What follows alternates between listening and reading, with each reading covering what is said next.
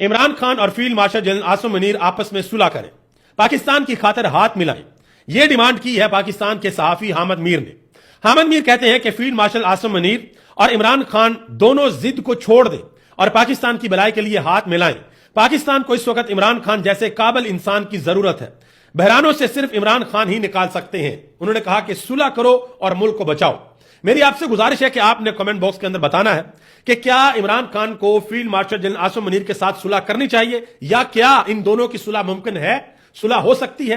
حامد میر نے مزید ایک بڑی اہم بات کی، انہوں نے کہا کہ آپ مانے یا نہ مانے، پاکستان کا ایک ویک پوائنٹ ہے، اور وہ ویک پوائنٹ یہ ہے کہ ہمارے ملک کے جو اپنے حالات ہیں، ہماری جو انٹرنل پولیٹکس ہے، جو سیاسی حالات ہمارے ملک کے اپنے ہیں، وہ ٹھیک نہیں ہیں۔ حامد میر کہتے ہیں کہ ہماری سیاسی اور فوجی قیادت کو چاہیے کہ عمران خان کے ساتھ بیٹھیں اور مذاکرات کریں تاکہ ملک آگے بڑھے۔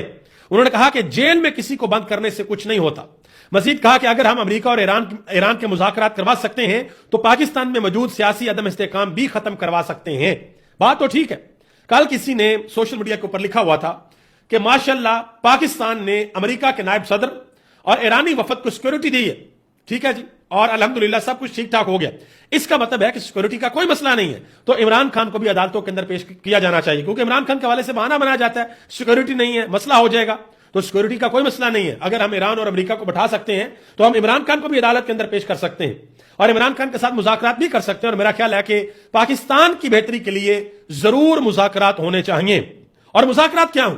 مذاکرات صرف یوں دیکھیں